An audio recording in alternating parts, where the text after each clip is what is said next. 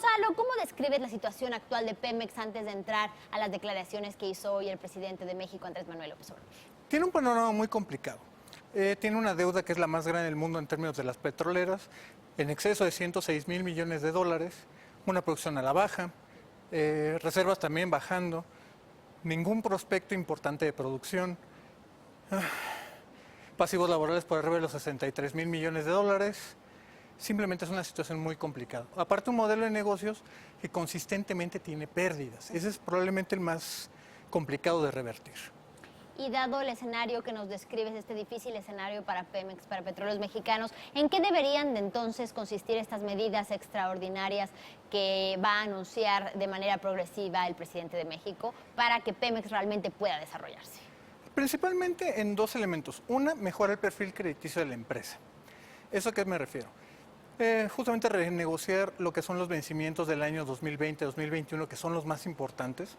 En este año la primera estimación es que la baja de la calificación crediticia de Fitch nos puede haber aumentado entre 350 y 370 millones de dólares de deuda adicional, tan solo en este año.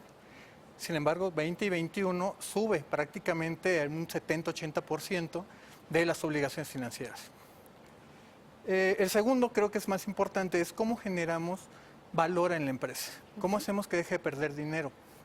Esos son planteamientos muy complicados. Subsidiarias como fertilizantes, como cogeneración, incluso perforación y servicios, vale la pena reevaluar si Pemex debe o no estar en este tipo de cosas. Incluso replantear el programa estrella del presidente, la refinería de Dos Bocas, que no parece tener una viabilidad técnica ni financiera, que advirtió precisamente Fitch de que sería o que tiene la posibilidad de ser un elefante blanco. Entre estas medidas extraordinarias ha planteado la posibilidad de quitar la carga fiscal a la paraestatal del país. ¿Qué nos puedes decir? ¿Esto podría servir? Eso puede ayudar, pero depende mucho de los específicos. Hasta el día de hoy tenemos una declaración, es muy positiva, va en el sentido correcto, pero no está diciendo gran cosa. Van a ser mayores deducciones, es bajarle la tasa fiscal efectiva en las regalías, es cómo vamos a poder manejar eventualmente su flujo de efectivo. Esas es probablemente las preguntas más claves. Esto tampoco queda claro si va a ser puesto a mayor inversión, a hacer una quita de las pensiones laborales, a un pago de deuda adelantado. Nos faltan esos detalles claves para poder saber. ¿Y qué factores tienen que estar presentes entonces para que Pemex realmente logre desarrollarse como se debe, vuelva a aumentar este nivel de producción que ha ido en picada en los últimos años? Ese es uno muy importante y eso es justamente, voy a aprovechar el espacio, porque justamente tenemos que salir de la idea de que la producción lo es todo. Tenemos que generar valor. Por ejemplo, apenas en la administración anterior, los últimos meses, el que era el director general de Pemex Transformación Industrial, Carlos Murrieta, explicó en una entrevista bastante amplia lo que era el modelo para asignar los recursos de petróleo y esa exportación o a la parte de las refinerías. Un modelo bastante sofisticado de cerca de 106 variables, una cosa así, y donde nos explicaba una cosa muy importante. Podemos meterle dinero y perder dinero. El mejor ejemplo son las refinerías. La refinería, por ejemplo, de Madero, que estaba parada desde septiembre del año pasado, si le metemos hoy, le metemos carga, vamos a perder dinero. Prácticamente en todas las refinerías, salvo Salina Cruz, ocurre lo mismo. ¿Cómo generamos entonces valor? Quizá valga la pena salirnos de esta idea donde la producción lo es todo para concentrarnos en las cosas que generan valor. ¿Cuáles proyectos de crudo tienen sentido? ¿Cuáles no? Los proyectos de gas en México, ¿cómo los hacemos competitivos cuando tenemos el gas más barato del mundo apenas cruzando la frontera con Texas? Son esos replanteamientos los que tiene un reto muy complicado la nueva administración en su entendimiento, en su ejecución. ¿Y tú consideras que los contratos, los ahorros, más bien los ahorros en los contratos de perforación y también esta lucha contra el robo de combustible permitirán reducir esta deuda soberana de Pemex? Es una excelente pregunta y yo creo que no. Te lo voy a decir una cosa. Todavía al día de hoy no queda claro de que incluso los contratos de perforación le estén ahorrando algo a Petróleos Mexicanos. Si perforamos por perforar, se puede perder una gran cantidad de dinero. El mejor ejemplo, lo voy a retomar, es precisamente el ejemplo de Aceite Terciario del Golfo, mejor conocido como Chicontepec. En ese proyecto se le metieron más de 7,000 millones de dólares para una pírrica producción de 62,000 barriles. Un desastre financiero por donde se pueda, se perforó más de 4,000 pozos sin esos resultados. En otro sentido, en el robo de combustible es muy interesante.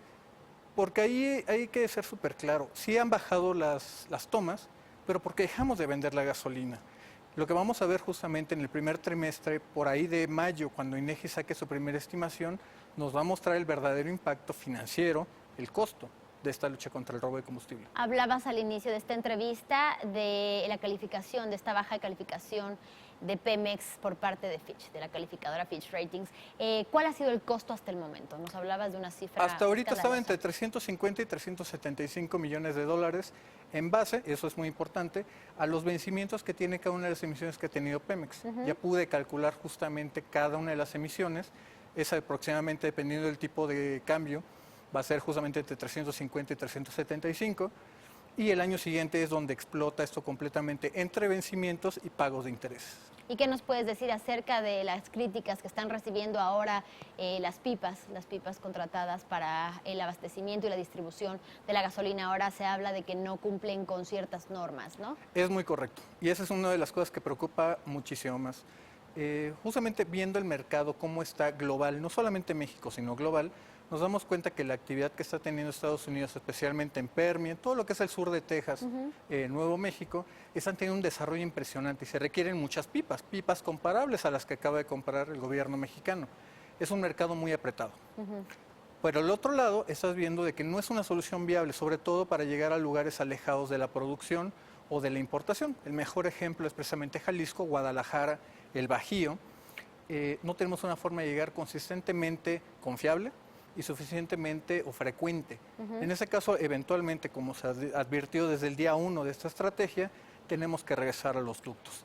Y finalmente, ¿qué nos comentas acerca del ahorro del que ya está hablando el gobierno a causa de impedir que continúe el huachicol, el robo de combustible? Es un ahorro hasta ahorita teórico, porque al final de cuentas, si hemos dejado y es lo que ha pasado, de que bajamos la presión de los ductos o dejamos de usarlos, pues simplemente no había que se robaran.